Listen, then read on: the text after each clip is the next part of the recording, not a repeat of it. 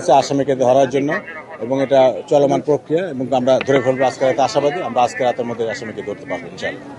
এখানে যিনি খুন হয়েছেন ছুরিকাঘাতে, তার আত্মীয় স্বজন একটু বিয়ে হয়ে বাড়ির ওই মালামাল, লেপ তোষক আর রোগপত্র কিছু বের করে আগুন জ্বালাই দিয়েছে। এখন নিয়ন্ত্রণে আছে বিষয়টা, আমরা দেখছি। আর আমাদের টিম 5টা টিম অলরেডি কাজ করতেছে, 5টা টিম মাঠে আছে, এবং তাকে ট্র্যাক করে ডিজিটাল প্রক্রিয়াতে তাকে ধরার জন্য আমরা আমাদের জোর তৎপরতা অব্যাহত রেখেছি। একজনই আসামি যে ঘটাইছে তাকে আমরা গ্রেপ্তারের জন্য অভিযান অব্যাহত রেখেছি।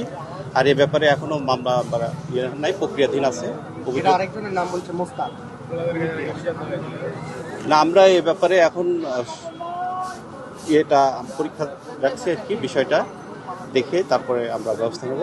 সর্বদিক দিয়ে আমরা চেষ্টা চালাচ্ছি।